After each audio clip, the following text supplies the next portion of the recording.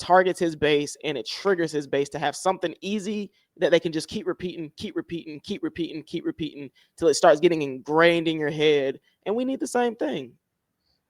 What would you say Kamala Harris and her team did wrong that caused her to lose that presidency in such a dramatic fashion?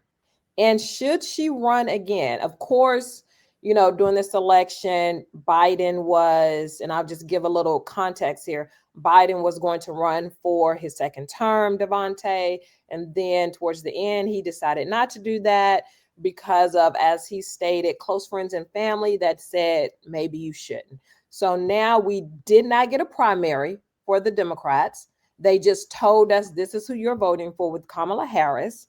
And she had, what was it, like 130 days, 132 days, something, I could be off on that number, to campaign for the highest the highest position in the land. Mm-hmm. So did the Democratic Party fail her? Did her people in place fail her? Should she run again?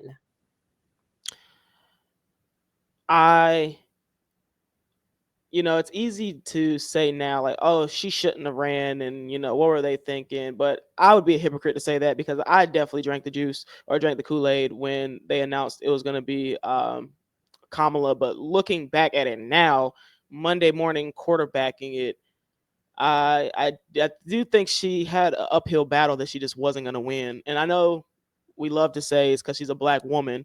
That plays a part. That does play a part. I'm not citing that.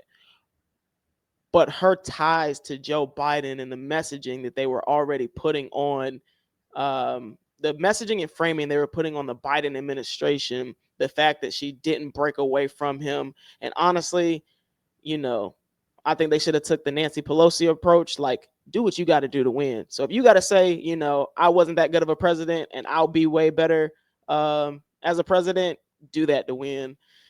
She had an uphill battle. I think the biggest thing is that we didn't have a primary. We didn't have a primary with Joe Biden. I mean, even the Republican Party, we all knew it was going to be Donald Trump. All knew it was going to be Donald Trump, and they still put 7, 8, 9 people on their Correct. primary stage Correct. because it gets across their messaging. That's prime time. Skipping out on a primary, you just take away so much marketing, so much TV time, so much attention that's going to be put on the Democratic Party. And I think that's where the Democrats failed, because I don't think Kamala Harris would have made it out of a primary.